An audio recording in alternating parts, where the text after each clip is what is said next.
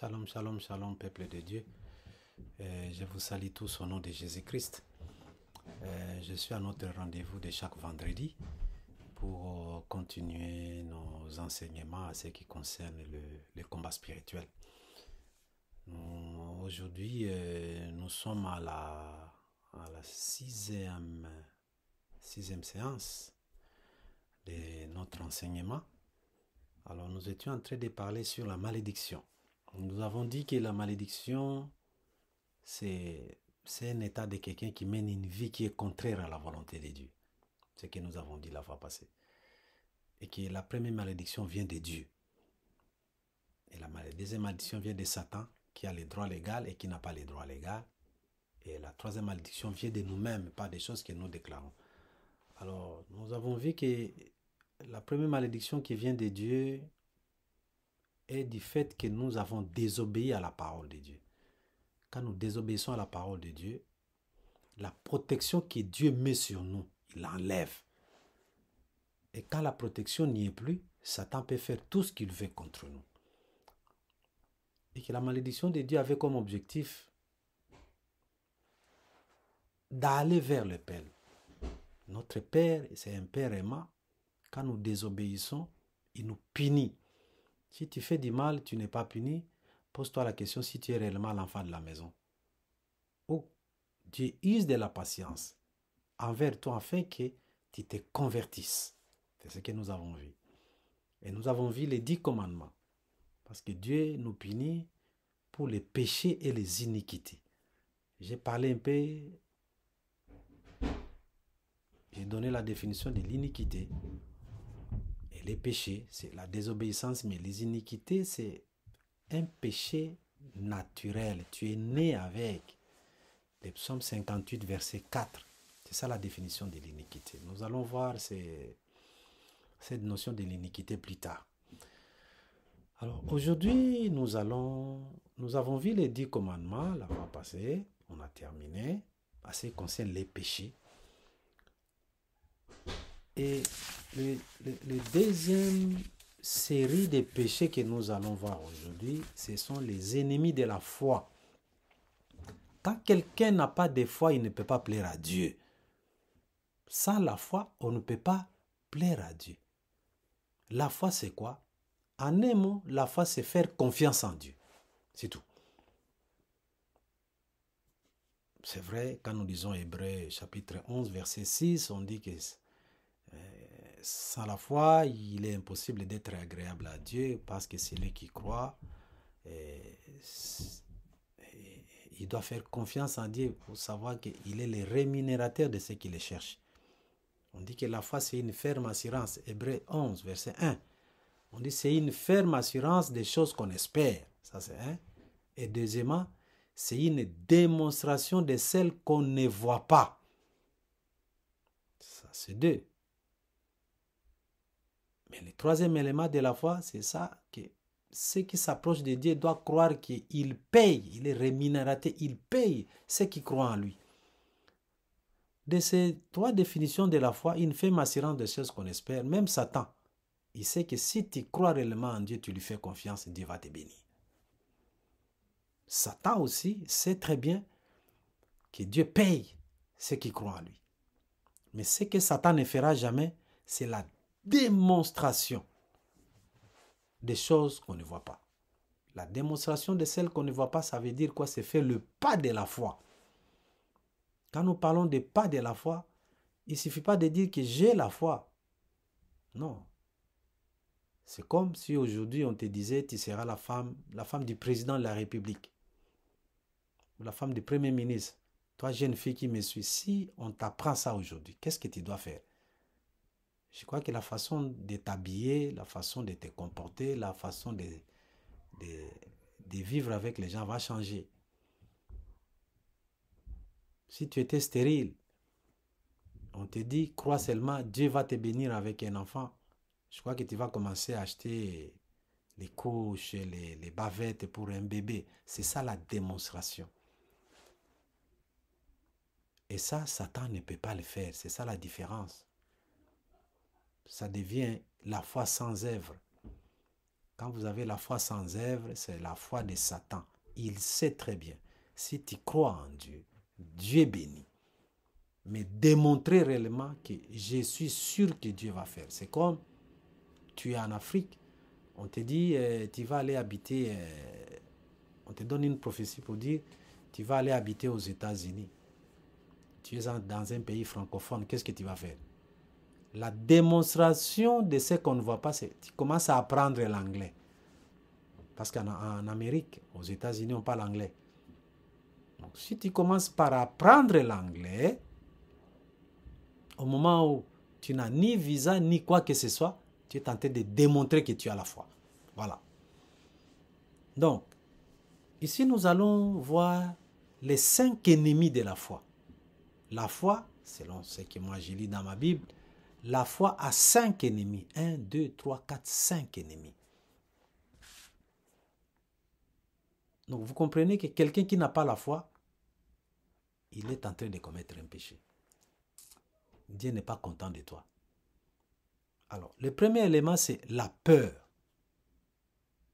La peur, la Bible dit dans 1 Jean, chapitre 4, nous allons lire rapidement. 1 Jean, chapitre 4, verset 18.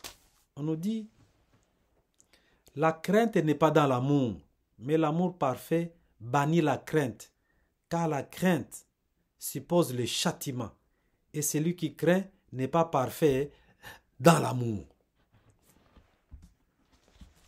La crainte, la peur. Quelqu'un qui craint, il n'a pas foi. Si c'est Dieu qui dit, reste là, reste là. Contre vents et marées, on peut te menacer. Tu restes stable. Si les ennemis, les amis de Daniel, on les a jetés dans la fournaise ardente, ils n'avaient pas peur. Ils savaient, ils ont dit, nous savons, ô roi, que tu es fort, mais le Dieu que nous prions, il peut nous sauver. Et certainement, il nous sauvera. Quelle foi! Parce que la technique de l'ennemi, dans un premier temps, quand les choses ne marchent pas, l'ennemi viendra vers toi en amitié. Et quand il trouve que tu ne cèdes pas, il va commencer à te menacer pour te faire peur. C'est pourquoi Job chapitre 3 verset 25 dit, ce que je crains, c'est ce qui m'arrive. Mais dans Proverbe 10, 24, on dit, ce que redoutent les méchants, ça lui arrive. Donc en réalité, les choses dont nous craignons, ça risque de t'arriver. Ok? Et nous voyons l'histoire de Jérémie. Jérémie, quand il était tout enfant, Dieu l'a envoyé. Il dit, mais Père, moi je suis encore qu'un enfant. Il dit, ne dis plus que tu es un enfant, c'est moi qui t'envoie. Et quand nous lisons Jérémie chapitre 1, verset 17, on dit, ne tremblez pas en leur présence, de peur que je ne te fasse trembler devant eux. Jérémie 1, verset 17. Donc, à chaque fois que vous avez peur,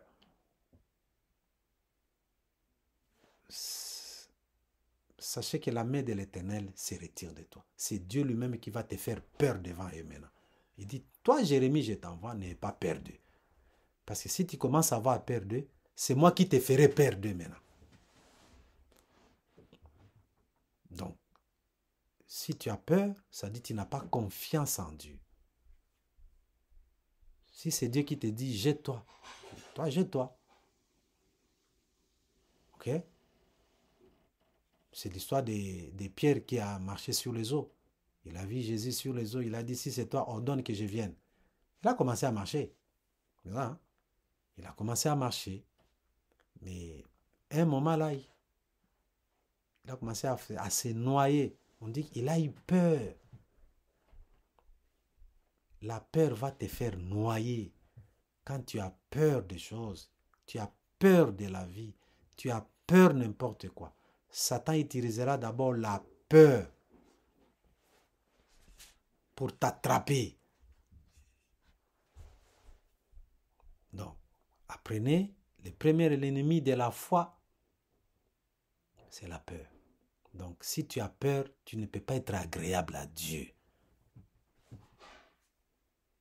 Cessez d'avoir peur pour rien. Cessez d'avoir peur pour rien parce que Dieu n'aime pas les peureux. Souvenez-vous, quand Gédéon est allé en guerre, ça c'est Juge. C'est l'histoire de Gédéon quand il est allé en guerre pour la première fois. Qu'est-ce qui lui est arrivé? Gédéon,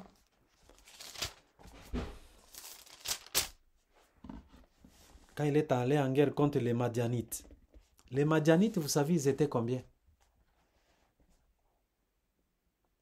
Les Madianites étaient au nombre de 120 000 et l'armée d'Israël était seulement à 30 000. Mais Dieu a dit, ils sont encore nombreux. Donc, les Juifs étaient 4 fois moins nombreux que les Madianites. 4 fois moins nombreux. Voilà. 4 fois. Mais Dieu dit, ils sont encore très nombreux. Comment j'aurai gloire dans cette situation? Il faut diminuer le nombre. Amener tout le monde à la rivière. Ceux qui vont laver l'eau et ceux qui vont prendre de l'eau avec la main, ils boivent. On les a séparés. Et on a retenu de 30 000, pas à 3 000, jusqu'à 300 personnes. Mais avant cela, quand nous lisons Juge chapitre 7, verset 8, verset 3, on dit, publie donc ceci aux oreilles du peuple, que celui qui est craintif et qui a peur s'en retourne et s'éloigne de la montagne de Galade. 22 000 hommes parmi les peuples s'en retournèrent et il en resta 10 000. Vous êtes avec moi? Vous avez lu? Si tu as peur, tu ne peux pas aller au combat. Tu ne peux pas. Toi, tu veux faire les prières de combat spirituel. Tu ne veux pas aller à la guerre parce que tu as peur. 22 000, c'est 30 000. Ils sont retournés chez eux. Ils avaient peur. Dieu ne marche pas avec le peureux. Dieu ne marche pas avec les peureux. Si tu es peureux dans ta vie, reste à côté. Apprends d'abord à prendre courage. Voilà. Ça, c'est le premier élément. Donc, vous qui avez peur de tout et de rien, Dieu n'est pas content de vous. Il faut vous repentir. Quand nous allons prier, on va faire la prière de repentance. On va dire, Seigneur, j'avais peur de tout et de rien. Pardonne-moi.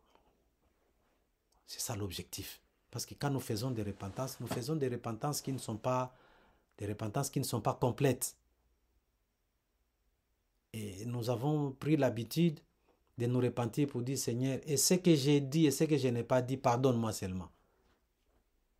Vous êtes en train de rendre la repentance comme quelque chose qui n'a pas de valeur, comme une simple formalité. Non. La repentance, c'est quelque chose de très important dans la vie d'un chrétien. Il faut te repentir sérieusement et sincèrement. Ok? Pourquoi? Parce qu'il y a 3 éléments. Je vous ai parlé de cela la fois passée. La bonne repentance commence d'abord par tu es en train de regretter dans ton cœur le mal que tu as fait. Ça, c'est un. Et deuxièmement, tu dois les confesser. Quand tu confesses, tu les dis, et de l'abondance du cœur que la bouche parle, ça doit venir des fonds de ton cœur. Tu dois regretter ce que tu as fait. C'est ça la repentance. Et après, il y a la conversion. 3 éléments. Et après, il y a la conversion. Ça veut dire changer de direction. Tu es allé dans cette mauvaise direction, tu regrettes ce que tu as fait, tu retournes pour aller sur le bon chemin. Un enfant de Dieu, nous devons toujours être des hommes qui se repentent. Je vous répète, les clés de la délivrance résident dans la bonne repentance. Parce que j'ai fait des délivrances des gens qui, vous priez pour eux, les démons sortent, demain encore ils reviennent. Parfois, par routine, j'ai prié pour toi, ça fait 4-5 mois. Par routine, un jour, je viens là, je t'impose la main, tu tombes. Je commence à demander au démon, mais vous, c'est quoi? Il dit, non, vous ne nous avez jamais chassés. Parce que plus tu es précis dans la prière, plus c'est efficace.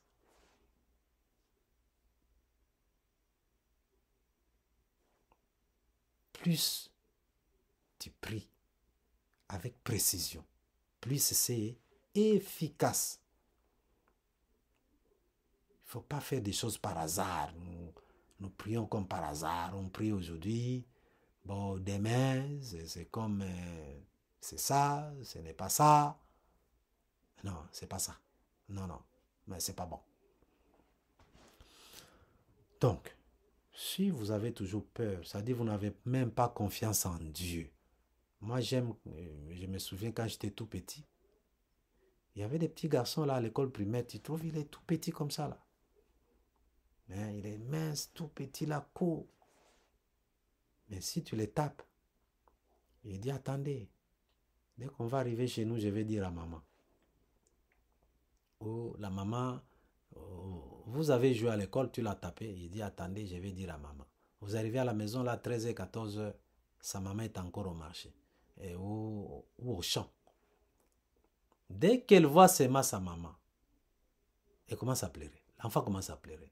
C'est comme si tu viens de les taper. Et ces enfants-là n'ont pas peur. Hein? Ils n'ont pas peur. Il dit, maman, regarde, tel m'a tapé. Tu vas voir sa maman venir là-bas. Il va te sommer, te menace. Pourquoi tu as tapé mon fils? Je te dis, un tel enfant là, si demain il commence à te provoquer, tu dis, tu vois, c'est toi qui as commencé. Hein? Tu me provoques encore. Ces enfants-là n'ont pas peur. Parce qu'ils savent que derrière lui, il y a quelqu'un de fort. Pourquoi tu dois avoir peur si tu es sûr que derrière toi, il y a quelqu'un qui est fort, qui va te défendre? Pourquoi il a dit à Jérémie, ne tremble pas en leur présence, de peur que je ne te fasse trembler devant eux.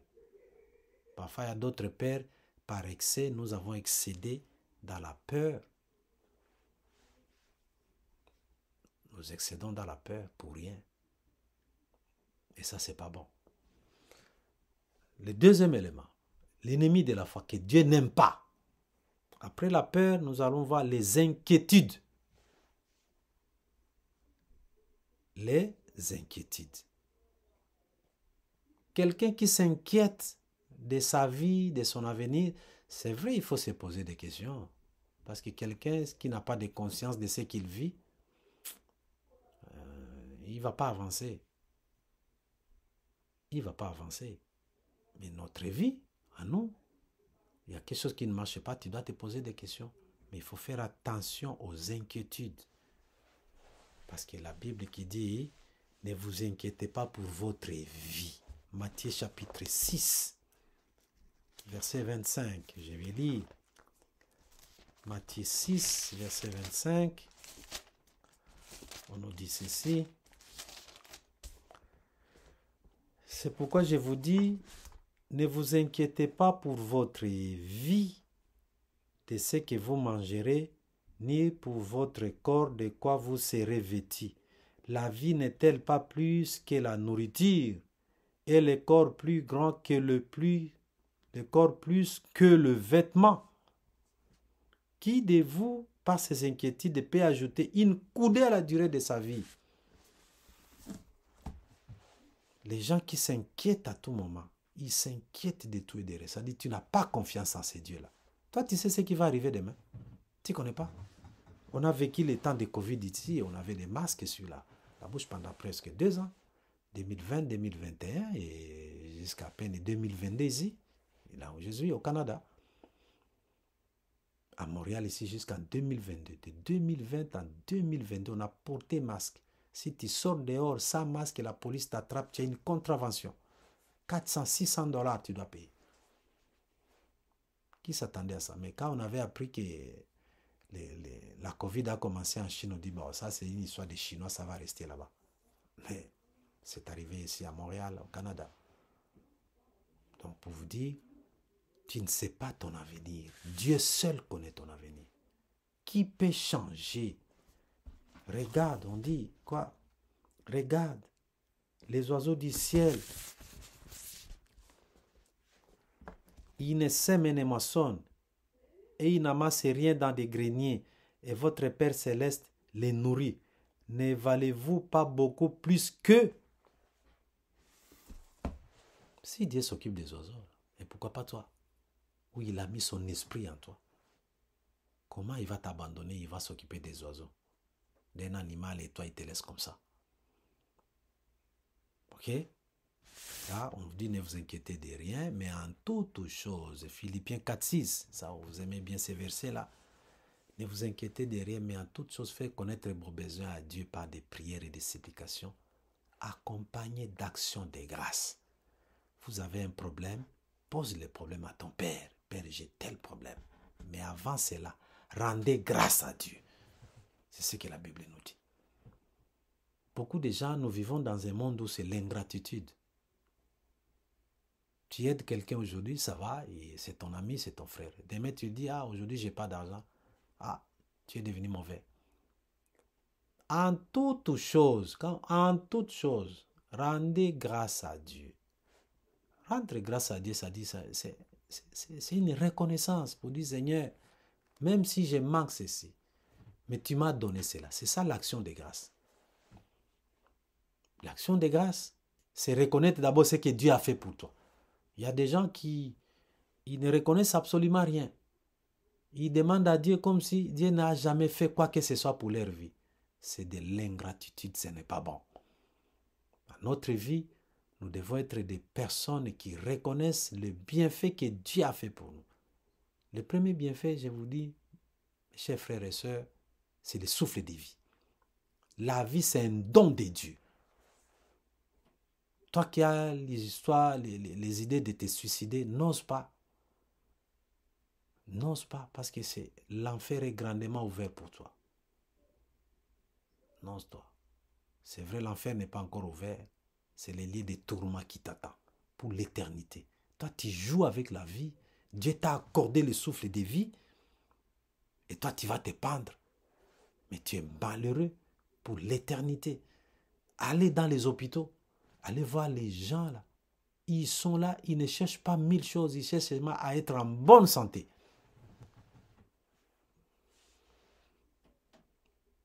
Ils cherchent seulement à être en bonne santé. C'est tout. Ils ne cherchent pas mille choses. Ces gens-là cherchent seulement à être en bonne santé. Allez poser la question dans l'hôpital. Mais vous, là, tu es en bonne santé, tu es tenté d'insulter Dieu. Ah, qu'est-ce qu'il a fait pour moi? Ah, moi, je souffre seulement. Non, il y a de l'espoir pour ceux qui vivent. Il y a de l'espoir. Si tu vis, si Dieu n'a pas encore retiré son souffle de vie en toi, là, ça dit encore des choses que tu dois faire sur la terre. Et que tous les jours, tu dois rendre grâce à Dieu. L'action de grâce, ça signifie. Ce n'est pas Seigneur, seulement dit, Seigneur, merci. Non.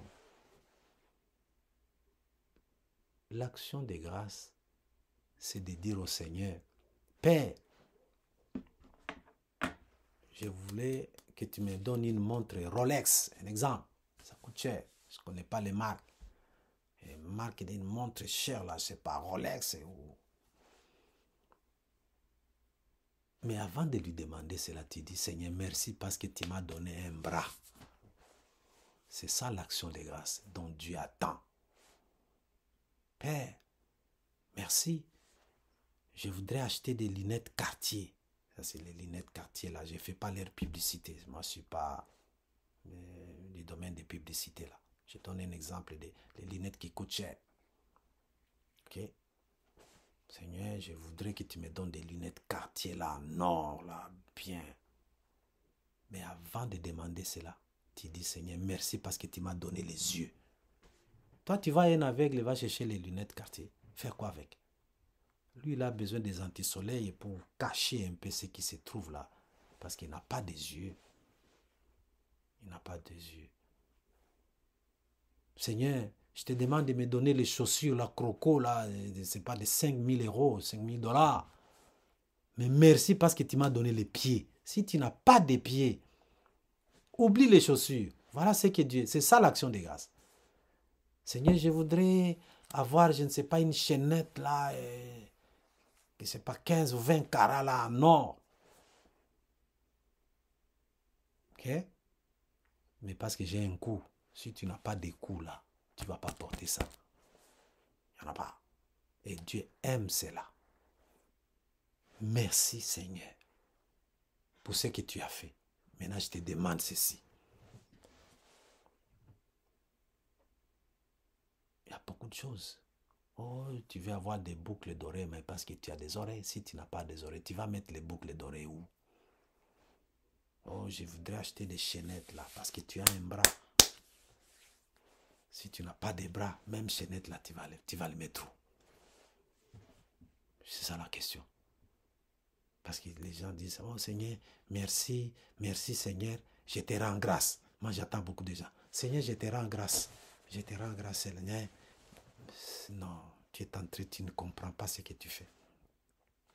Avant de demander à Dieu de te donner un travail, rends-lui grâce pour les diplômes que tu t'as donné. Avant de le remercier pour les diplômes, rends-lui grâce pour l'intelligence qu'il t'a accordée. C'est ça. Oh Seigneur, je voudrais que tu me... Les gens, oh non, je te rends grâce, Père, de ce que je suis une créature merveilleuse. C'est vrai.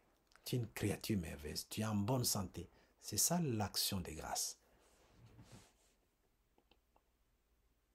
Ça ne coûte pas cher, mais c'est très important. Dieu tient compte de ton action de grâce. Ça, c'est le premier élément. Et quand nous parlons d'action de grâce, il faut de temps en temps tu fais une offrande qu'on appelle l'offrande d'action de grâce. L'offrande d'action de grâce peut venir en amont, c'est-à-dire avant même que la chose ne se réalise, ou après. Mais je vous dis, la meilleure action de grâce, c'est avant que la chose n'arrive. Ça, c'est la meilleure action de grâce. Je m'explique. C'est comme toi qui me suis, tu as promis, je dis bien, tu as promis à ton ami, okay, que tu vas lui acheter une belle chemise. Ok, tu vas lui acheter une chemise. C'est bon? Ah, nous sommes en janvier, tu dis non, non. En tout cas, pendant la période de Pâques, parce que les nouvelles là viennent de passer, bon, pendant la fête ici de Pâques, je vais t'acheter une belle chemise, tu seras content. Ok. Ton ami va dire merci, c'est ça, non? Mais qu'est-ce qui arrive? Tu vas voir que si ton ami là prend l'initiative, toi tu es parti au travail, ton ami là, je prends un exemple, il s'appelle Mathieu. Il arrive chez toi à la maison. Il ne te trouve pas, tu n'es pas là. Mais il a trouvé seulement tes enfants. Il n'a rien dit. Hein? Toi, tu l'as dit au mois de mars, je vais lui acheter une belle chemise. Donc, il y a encore 2 mois. Mais aujourd'hui, là, il vient, il ne t'a pas trouvé à la maison, il trouve ta petite fille ou ton enfant. Il lui achète seulement quelques biscuits, là. Quelques biscuits. Des biscuits, là, pour que les enfants mangent. Il achète à ta fille, Nathalie. Alors, prends. Vous voyez ça? Et quand tu rentres, Nathalie vient dire, Papa Mathieu était passé ici. Il m'a acheté les biscuits. Il n'a rien dit, hein? Il a acheté seulement biscuits à ta fille et il est parti. Je t'ai dit, tu vas te souvenir que j'ai promis à ces messieurs-là une chemise. Si 2 jours après il passe, il achète seulement un pain. Ah non, il trouve ta femme. Ah non, madame, j'étais dans le coin, je voulais juste vous saluer. Et je ne pouvais pas passer comme ça. Alors je vous ai amené un petit pain là. C'est un pain. Un pain. Le pain seulement ici. Il donne et part. Dès que tu rentres, il dit, ah non, Ton ami Mathieu était passé ici, il nous a acheté un pain. Crois-moi. Tu ne vas pas attendre le mois de mars. Tu vas lui acheter les. Il dit, ah, cet ami-là, il faut que je lui achète. Il faut que je lui achète la chemise que je lui ai promis. Je ne peux plus attendre le mois de mars. C'est ça l'action de grâce. Dieu aime ça. Avant même que la chose n'arrive, tu commences déjà à agir, à remercier le Seigneur. C'est ça la technique.